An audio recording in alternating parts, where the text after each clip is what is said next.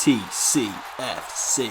Hello and welcome to TCFC. My name is Tom, and you're joining me for my new Versus series, where we take two teams from two specific moments in time and compare them player by player to decide which team is better. So let's not waste any time and get straight into introducing the teams. So on the right we have Aitor Karanka's 11, who lost 3-2 to Bournemouth on Saturday, and we are going to be putting them up against Lee Clark's 11, who drew 2-2 on the final day of the 13-14 season. Okay, so let's start off with the goalkeepers. We've got Neil Etheridge against Darren Randolph. Now, I actually think there are quite a lot of similarities between these two keepers. They're both excellent shot stoppers, and they're both capable of a mistake. And in the games that we're talking about, they both made a mistake. But I have to say, this one goes to Randolph, and the reason is that in most departments, I think he's better than Etheridge. So both good shot stoppers, but I think Randolph was better, particularly with one-on-one with the striker. He was excellent in that regard. And although he did make mistakes, I think Etheridge makes more. When the ball comes into the box, I'm worried with Etheridge, whereas with Randolph, I felt that he was keeping our defence in check, and it was not a good defence, as you will see. So 1-0 to Randolph. Okay, so let's move on to the right backs. We've got Maxime Collan for Karanka, and we've got Jonathan Spector for Lee Clark. Now, I think on his day that Collan wins this hands down. He's really good going forward, he can be excellent in defence, and on his day, he can be one of the best right backs in the league. However, he's very inconsistent, and I think the inconsistency is why I'm going to give the points to the ever-dependable Jonathan Spector. I always really underrated him while he played for Blues. It was only in the latter year really, that I realised how much he offered to the team. He never really let us down, and he was just a good, solid footballer. And that's why I'm going to give him the points. So that is 2-0 to Lee Clark's team. Not looking good for Karanka so far, but I'm sure we can pick it up. Next up, it's our first centre-back in the team, and that is going to be Harley Dean going up against Hayden Mullins. Now, I think this one is a pretty easy win for Mr. Dean. He gets a lot of stick, Harley does, and I think sometimes it's fair, sometimes it isn't. He's our captain, he does work hard, he does make a few mistakes, but I personally think that one of the reasons he sometimes makes mistakes is because he's carrying the weight of the whole team on his shoulders. Maybe I'm being a little bit too kind to him, but be that as it may, compared to Hayden Mullins is a midfielder who was put into defence in a defensive crisis. And our defence that season was not very good. So, to me, it's an easy win for Dean because he's just a better player. So, 2-1, first point for Team Karanka. On to the second centre-back, and it's going to be George Friend going up against Paul Robinson. Now, anyone who knows me will know that I absolutely love Paul Robinson. He's one of my absolute favourite all-time Birmingham City players. So, with that in mind, it's no surprise that he edges out George Friend. Now, Friend is not by any means a bad player, but I would say that he hasn't impressed me all that much this season. There are similarities between these two players. So, first of all, they both used to be predominantly left-backs due to their pace fading off. They've had to go into the centre-back role. They both have a lot of experience. Paul Robinson probably has more higher level in the Premier League experience. They're both leaders, but I would say the things that decide it is that Paul Robinson has better experience, and Paul Robinson is a better leader. He wouldn't handle the kind of shitty performances a lot of our players put in at the moment. So that's why I'm giving the points to him. So that means it's going to be 3-1 to Lee Clark's boys. Ooh, go on. Moving on to the left backs, this one is very easy. We've got Callum Riley going up against Christian Pedersen. Now, Christian Pedersen, he has not had a great season. I don't think anyone would disagree with me on that point, but I do think there's a really good player in there. He's great getting forward when he wants to, and when he's a defender, he can be excellent there too. He's good at heading the ball, both attackingly and defensively. Unfortunately, he seems to have the concentration of a 3-year-old child, which is probably what's preventing his career from progressing at the moment, and why he's having such a bad season. Be that as it may, he's going up against Callum Riley. So Callum Riley at best was a bang average centre midfielder, and he was playing left back in this game. And this is probably the first of Lee Clark's insane team selections, because there was actually a left back on the bench, Mitch Hancock, who of course came on, put in an assist later on. But yeah, absolutely no chance for Riley here. Sorry, bud, but you are not a good left back. Okay, so the scores are pretty close at the moment, 3-2 to Lee Clark's team. And we're going to move on to the central midfield roles, and it's Tom Adeyemi going up against Mikel San Jose. And so, San Jose, he hasn't had the best start at Birmingham City. Like a lot of Spanish defensive midfielders who come to the UK, they often look off the pace, and he's no exception to this. I don't think it helps either that San Jose is constantly switched between defence and midfield. So personally, I wouldn't like that as a footballer. And as a result, I don't think he settled very well. He just, as I say, he looks off the pace. Contrast to Adeyemi, who really was good for us in that season particularly. He ran all over the pitch. He could chip in with goals. He had a good shot on him, and he got stuck in. It's what we want to see for Blues players. He was a fan favourite, and as well as that, he was a Lee Clark favourite. Lee Clark was quoted to say he was gutted to see him leave, and that's why I'm going to give him the points. I think at that point in time he was a better player than San Jose, so that would make it 4-2 to Lee Clark. Okay, so next up we have the second central midfielders of this team. We've got Ivan Sunjic going up against Emir Hughes. Now, Hughes once scored an absolute worldie for Blues in a defeat to Middlesbrough, I believe. Apart from that, he didn't really do that much. I thought he looked quite lightweight.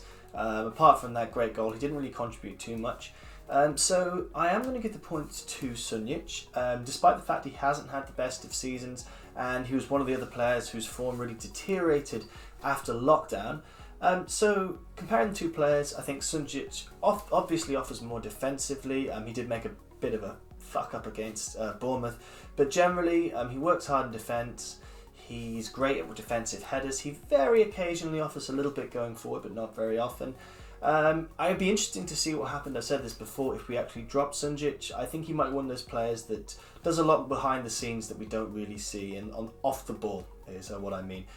So that's why I'm going to give the points to him, and I think that means it's going to be 4-3 if my calculations are correct. Moving on to the more advanced positions on the pitch, it's the attacking right midfielder, which for Lee Clark is of course Chris Burke, and for Aitor Karanka it is none other than Ivan Sanchez. Sanchez has been one of the stars of this season. In a season where nothing's really gone right, Sanchez is one of the few players who has put in a lot of good shift. He's scored a few great goals, he's won us a penalty at one point. Basically, all of the good stuff that's happened this season, and there hasn't been much of it, has come through Sanchez. Compare this to Chris Burke. 2 seasons before this game, Burke was brilliant. Burke was one of the best players in the league, and he would wipe the floor with Sanchez, or anyone else for that matter, in either team. However, we're talking about the Chris Burke that faced Bolton that day. The sands of time and Lee Clark's bad management had made him a shadow of the player that he previously was, which is why I'm going to give the points to Chris Burke, which, if I'm not mistaken, brings the scores to 4-4, and Aitor Karanka's team are level for the first time. Moving over to the left side of the attacking positions, we've got, of course, Jeremy Bayer, who's been playing on the left-hand side this season for the Blues with Aitor Karanka. But during this game, I think, it was hard to tell because of Lee Clark's crazy formation, but Paul Caddis was playing in an advanced role on the left-hand side predominantly. So yes, he was a left attacking midfielder. This is a pretty easy win for Jeremy Bayer. The reason for this is because Bayer is actually an attacking midfielder. I don't think he's had his best season compared to the season before. I thought it was fantastic.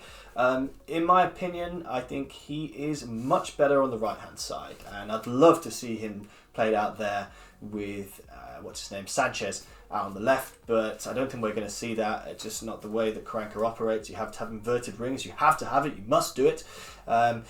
And then there's Paul Caddis. Now, Paul Caddis was a great right back for us. Like Spectre, he was very consistent, and if he was playing right back, I would have probably put him ahead of Colin as well. However, despite the fact that during the game against Bolton, he scored one of the most important goals of our history. Make no mistake about that. Despite that fact, Jeremy Bayer is better in an advanced role than Paul Caddis. So for the first time, it is 5-4 to the Aitor Karanka team. So the next 2 players that I'm pairing up for comparison don't necessarily match up in terms of the positions they were playing in. However, the formations were different, so I just had to draw a line in the sand somewhere and put 2 players together. And so I've chosen to do that for Lee Novak and Gary Gardner. Now, Novak was playing a central attacking role and Gardner was playing a central midfield role. But it's hard to compare, but I'm going to do it anyway. So, Lee Novak, he had a good shot on him. He worked his butt off all the time, but ultimately wasn't particularly talented. Gary Gardner, on the other hand, is pound for pound one of our best players, if not our best player, and he, in my opinion, should be playing every single game. He's calm on the ball. He passes to a blue shirt. I know, it's crazy to think of a player passing to a player in a blue shirt.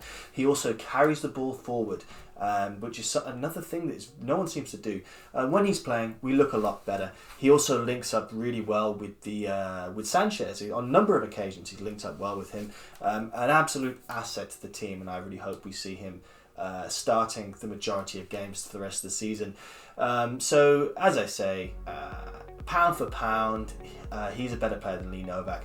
And put it this way, if you put Gary Gardner in a central attacking role, I think he'd do just fine. I wouldn't even be against that for Aitor Karanka's teams.